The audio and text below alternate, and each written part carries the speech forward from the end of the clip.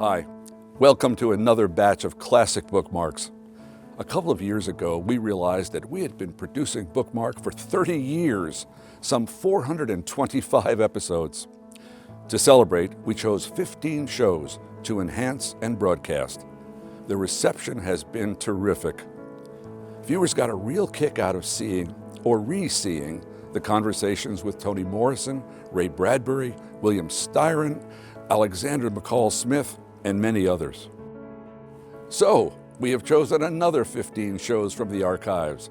Interviews with George Saunders, Margaret Atwood, E.O. Wilson, Walter Mosley, Albert Murray, James Haskins, and 9 others. Of course, we are continuing to produce new shows with new writers and old writer friends. But in the meantime, we hope you enjoy watching these classics as much as we enjoyed making them.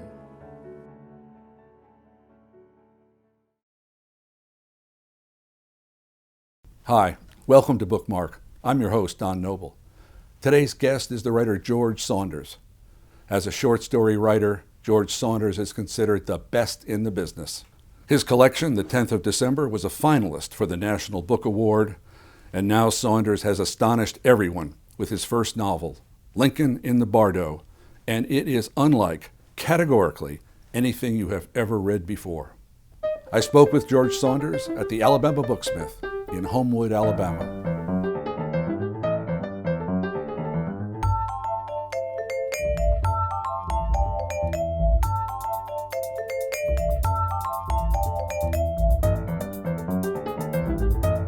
Mr. Saunders, it's a pleasure to see you. It's my pleasure to be here. Thank you. I know you're on a tour that takes you to a different city every day. Yeah, for 300 years. So, but it'll end eventually.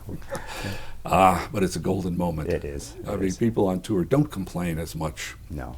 As people who don't get to go on tour. Exactly. Or I remember the early days when you go on tour and there'd be 8 people and 3 of them were in the wrong bookstore, and so it's good.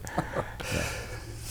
You are not only supposed to be one of the 100 most influential people in America, but also Time magazine, yes.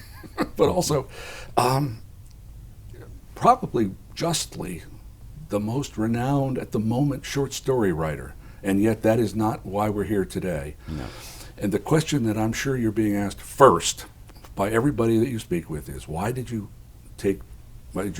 depart, however, from short stories to a very complicated long novel? Right. Honestly, I had no plan to write a novel. I'd kind of, passed that moment and thought, it's okay, I don't need to. And it was really just the material that I'd been kind of hoarding for 20 years. And when I started, it just sort of gradually and then all at once said, you've got to go, more pages. So, and throughout it, my whole philosophy was, kind of looking at it like, don't become a novel, because we don't do that. And so please stay short. And so it was almost like when somebody uses their foot to push down the garbage, just keep the pressure on it. Don't let it become the kind of novel that you're writing just to expand, So I really didn't want to write a novel, actually. Yeah, I'm not sure it is one. It's a pretty strange, someone said a novel is a long piece of prose that has something wrong with it. And by that definition, I think I wrote a novel. Well, perfection over 250 pages is really a stretch. Yeah. But you have written at length. I mean, several of your collections are X number of stories plus novella. Right. And right. they, at least one that I know of, is 50 and more pages. Yeah. So, you've pushed out there against the long form. Yeah. My feeling is that a work has a certain DNA that it almost from the first paragraph. So I figure my job is to kind of keep an eye on that and let it be just the length it wants to be, no longer, no shorter. So that means you can't have too many preconceptions about the length. You just say, well, it's going to tell me how long it needs to be, and I'll be there to catch it, kind of. Right. Well, people, I have been saying for the last few days, as I read your novel and people ask me, what's that and how's it going? I say, it is singular. It is unlike anything you've read before. And that includes Our Town, and it includes the Spoon River Anthology, and it includes parts of Carousel. It is unlike. You decided to write a novel in which almost all the characters are dead. Some recently, some not. Place it in a graveyard. and have Lincoln as your protagonist. Of course. So, or central figure. Yeah. I can hardly call him a protagonist exactly. Lincoln, an old concern, obsession of yours? Not really. I grew up in Illinois, and we were always hearing about him. But I really had no interest in him either. But then I heard this story that he had gone into his son's crypt and somehow interacted with his son's body, and that I heard that maybe 23 or 4 years ago, and I just thought, my God, what a thing! You know, that one, that he could do that, leave the White House at night. 2, that he would be compelled to do that, and 3, that he would at some point stop doing it, because he apparently did it more than once. So that got into my head, and at that point, I just didn't feel that I had the chops. Honestly, I often try it, and it was a little straight for me and a little historical. So I just kept putting it off until 2012 or so. There was a rumor. In fact, people have said to me, Lincoln had his son's body dug up and Right. embraced it. Right. I don't think that. No, because that didn't happen. No, it was in a crypt, but you can still see to this day, and Sure. the coffin would have been slid in. The funny thing is, I don't really know what he did. I don't know how would we know, because unless he brought somebody in there with him. No. But it was reported in the newspapers, which is intriguing, Yes. and it kind of fits with the story you hear about him, which may also be apocryphal, but sitting on his first lover's grave, Anne Rutledge, when she died. He said he couldn't stand the thought of the rain soaking her. So I think, and also in those days, I think people had a different relation to bodies, So, yeah. So I like the idea that there are things that you write that are, and you ask these questions. Did it happen? Not really that important. Fiction. Could it happen? Kind of important. But should it have happened? That's the one you want to concentrate on. And it should have. I think so. It's such a beautiful notion. It's sort of kind of like an embodiment of that parental love. You love your child, and you love everything about the child. And in the book, there's a moment where he's trying to figure out why should I be enamored of this when he's not there anymore, and yet, and at the same time, he is there. The physical thing is not without a sacred nature as well. So, The scenes of Lincoln in grief are agonizing for the reader. Yeah. Especially readers with children. yeah, And you are a reader with children. I am. Grown children. Yes, now, Yeah, yes. But the idea of losing Willie, who's a gorgeous, angelic, playful 10-year-old, those scenes are beautifully done. Thank you. They bring a Thanks. tear to the eye. Thank you. What Lincoln learned from his pain, though, in the second year of the Civil War, I Yeah. think that is, I don't know if all readers are going to grab a hold of that, but I think the lesson that Lincoln took in from his own pain is a hinge for Lincoln to turn and become slightly different. Right. I thought to myself, if you were under the extreme stress that he was in, not only, I mean, even if his son hadn't died, he was in a very low position. Yeah. And I know just from hints of this in my own life that sometimes when life really lays you low, it strips away all your pretenses of control and mastery. There's a little window there where some wisdom comes in. That period after somebody passes away, or you've made some big mistake, or somehow been reduced. It's almost like the scrim that separates us from actual reality drops, and you see, death is coming. All of your happiness is basically conditional in the sense that you can't hold on to it. You earned it to some extent, but there seems to be a tenuous connection between virtue and good fortune. So I think, and I know I go around my whole life pretending those things aren't true. My life is good because I'm doing this. My life is in my control because I'm such a good person.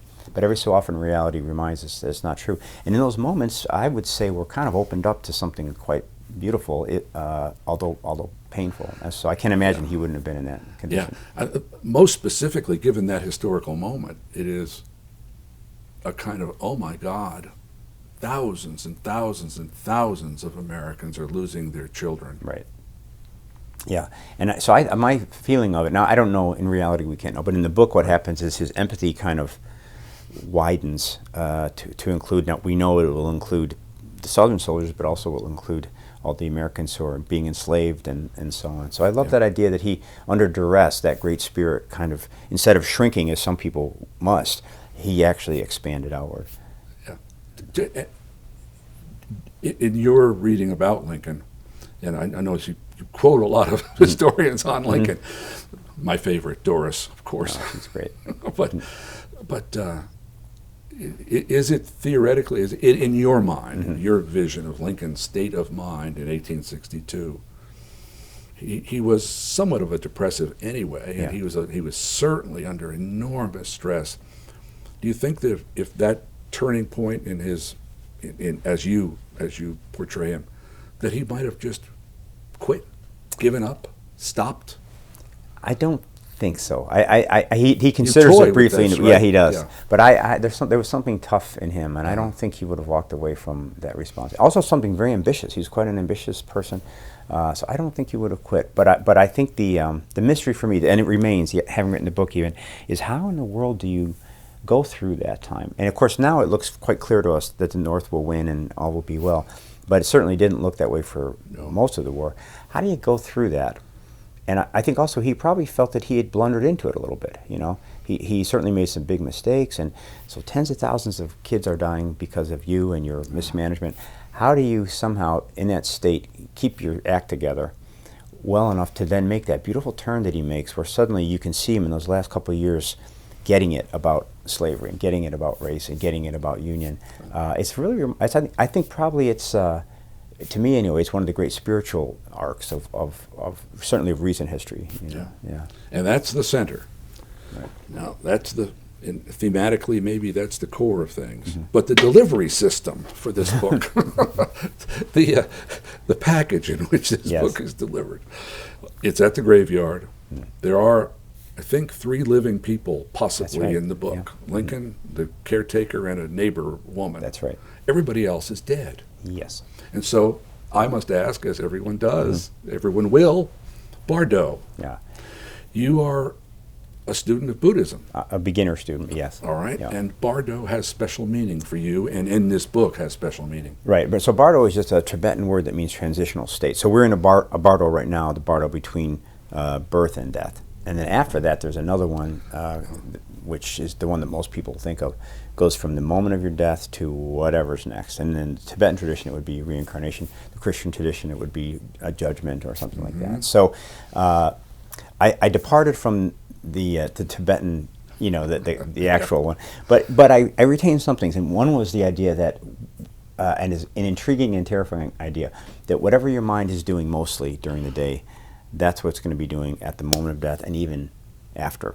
But the Tibetan texts say that because you've been freed of the body, the mind goes a little berserk, and it's like an incredibly hallucinogenic sort of experience. Oh, it was. Yeah. It's reading it is. Oh, yeah, okay, I thought you... yeah. No, yes. I mean, I haven't done it. Right. I'm so glad to hear it. But there's some sense that, you know, there's not exactly punishment, but there's sort of cause and effect. If you live this way, you die this way, you know. Only more so. Only more so. In your novel, one miserable character, I think he's a Confederate lieutenant, isn't he? And a racist and a considerable monster. Right. And he becomes a worse monster. He becomes a as a ghost. Is ghost the word? What do you like? Tried very hard to avoid ghost in the book, the word, okay. because you know, whenever you hear ghost, you think you know what it is. And part of my hope was that this death realm would seem as new and strange and even comic as it likely will in. I don't know if you know the Stanley Elkin story, The Conventional Wisdom. It's a really wonderful. He just says, okay, what if everything you've been taught in, say, Catholic school is exactly right? So this guy runs a liquor store, gets killed in a holdup, goes to heaven, and it's literally pearly gates, people with wings, harps, and he walks up to St. Peter and he says, I think I'm going to like it here. And St. Peter says, go to hell. and then he goes to the actual. Very funny. But I wanted to sort of say, look, you know, let's pretend that death is literally beyond our imagining. Now let me give you kind of a fun host version of what it might be like. People have said of this that it's the characters' personalities are the way they were at the time of their death, only more so. Right. You have three characters who are. Do you like the idea? You do like the idea that this is a kind of Greek chorus commenting as you go along. Yes. I think you said that in. Oh, I love it. Yeah, someplace or other. It was so. You know, this is the thing for me. Writing is all about the fun, and the fun often isn't really related to the ideas. The ideas almost are a byproduct of the formal and stylistic fun that you're having. You know, just the thrill when you make up a cool ghost. You know, or a ghost does or says something unexpected, or Lincoln does. Sometimes it's just the way the text looks on the page. So I teach at Syracuse, and I tell my students that we shouldn't underestimate the role of joy in art. You know, we talk afterwards. Of course, we talk about the ideas, and we should. But in the doing of it, the moments are quite weird. You know, the moments when you suddenly decide, quote unquote, to do this voice, or you decide to make this omission. You're kind of doing it for the thrill of it, in the same way that a musician might, which is hard to talk about. But for me, you know, now we're talking about the book, and you're sort of forced to enact a kind of a theoretical vocabulary. But for me, so much of the actual work was trying not to make it sound banal, trying to make it sort of almost like a stone skipping across a river, you know, those kind of decisions. And then you look up, and those decisions have amounted to this strange book. But along the way, I was trying to make a really enjoyable, widely defined enjoyable universe for the reader to come into and have. There is an audiobook. There is an audiobook. The audiobook has how many voices? 166. And I know this because Are they in the book? Really? I mean, did you know there were 166? No. The audiobook producer sent me a spreadsheet. She'd gone to this wonderful, Kelly Gilday is her name, and she went through and counted including the historical narrative. So we needed 166 actors to get a separate voice for each one, and she got them. You know. Oh. Yeah. Well, that is unique. I mean, nobody's done that before. No, they've actually applied for a Guinness Book of World Records. So, you know, sure. Yeah, but we got it from Nick Offerman and David Sidars, Julianne Moore, Carrie Brownstein, my mom, my wife, my kids, two of my high school teachers. We had to really stretch to get to 166. You didn't bring them to one place. No, in fact, none of the actors were ever in one place, and right. They used, I think, 11 different studios across the country. Well, because of the fragmented way that your book is put together, there's no need. There's no dialogue as such. That's right. When I first began reading it, I thought, this is kind of like a screenplay, or it's kind of like a dramatic script. And then it's sort of like an oral history, and it's quotes from magazines and newspapers at the time, quotes from letters and accounts, memoir at the time. Yep. Doris Kearns Goodwin and other books of our time about that time, right. And some are fake. Some are, well, we like to say they're alt. Yeah, I got to a certain point. I was using the real. The thing is, a book with ghosts, you need some kind of bracing, some kind of fact, so that if the reader gets a little tired of the ghost or has a sort of a crisis of belief, you say, "Oh, but let me give you this fact," and suddenly she's back in the game a little bit. That was actually the strategy. Then, so I actually had all those texts. I typed them up, the parts I needed, the Doris Kearns Goodwin and the Margaret Leach, and I spent weeks cutting them up and rearranging them on the floor of my study. And I felt a little crazy because that's not writing, but you know, you do it enough, you see version 26 is much better than version 3, and suddenly you think, well, then that's what I'm going to do. Then at some point, I'd have a nice chapter made of these actual things, and you just have that novelistic feeling like, there's one little beat missing here. There's one little thought that I picked up in my reading, but it's not here. Can I just introduce it artificially? Oh, yeah. So you provided it. I provided it. Yeah. Sure. It's your book. Yeah, it's and it's fiction. That's right. And the reader enters a book of fiction saying, "Please thrill me in some way, by any means necessary." These characters, the bulk of them, not the 3 live ones, but all the rest. Some are tormented souls, some are less so. They're one of the things that you decided they could do was have a vision, so to speak, of the rest of their life, how the rest of their lives would have been if they hadn't died. Right. That's an oddity. Yes. In all, I mean, I'm not a theologian, God knows.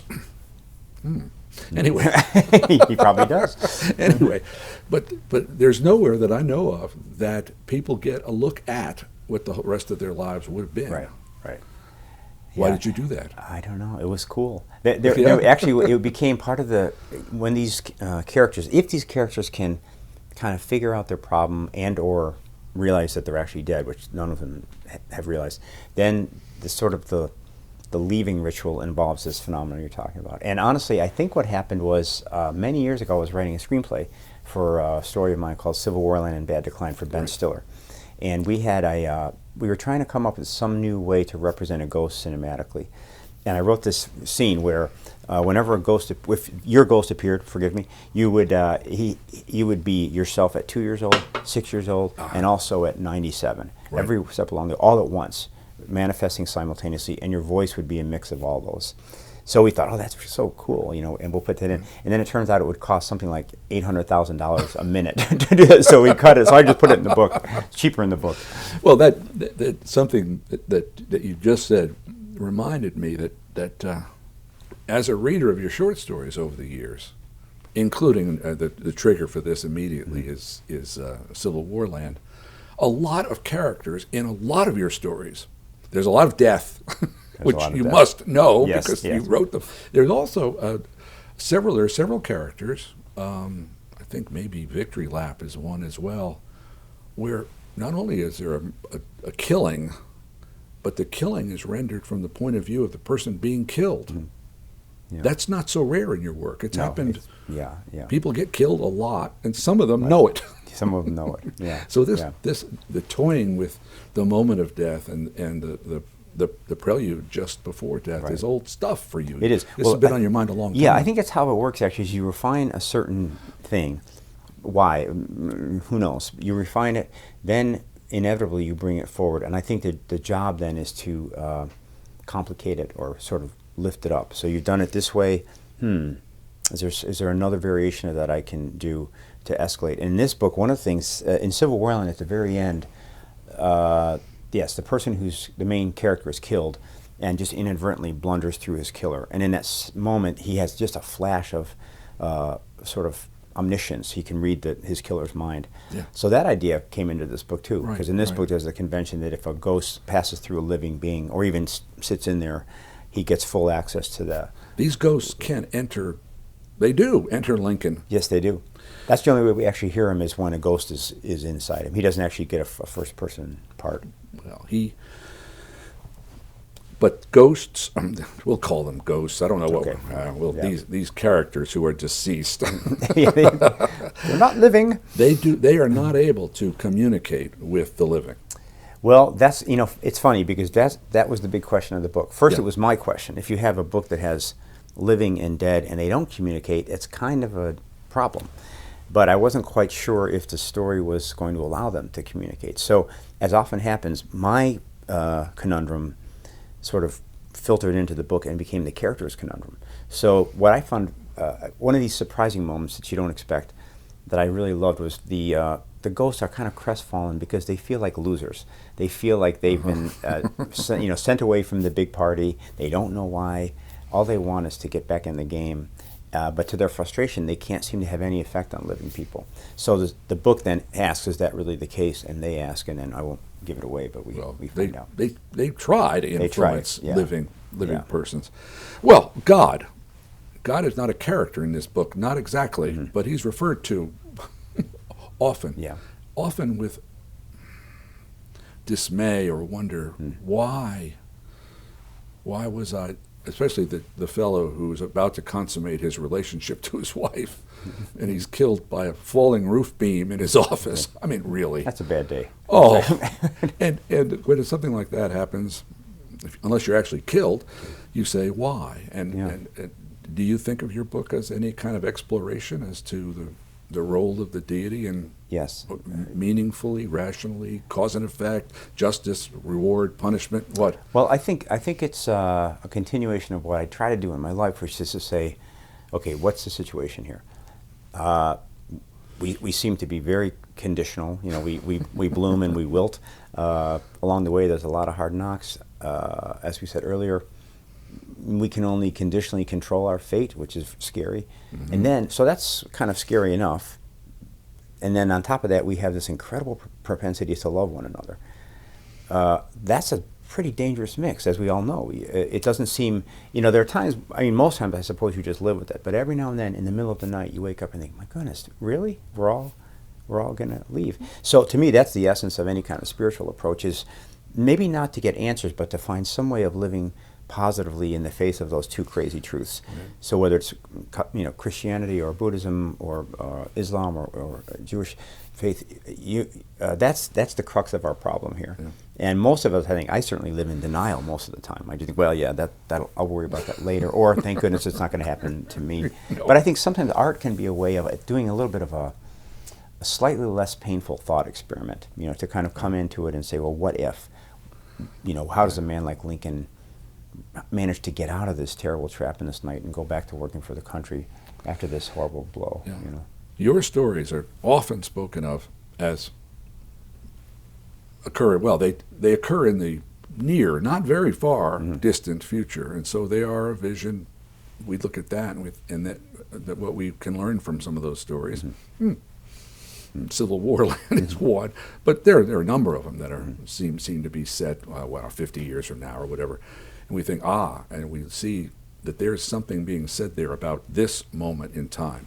This novel is set in 1862, and I assume that you expect the reader to say, there's something from this novel set in 1862 that is of use to us this red hot minute. And this book for me was nice because I think that's it doesn't feel quite as hinged to the contemporary, of course, because it was past. And I wrote it before our recent political change, and to me it's kind of about the questions that we just talked about that never go away, really.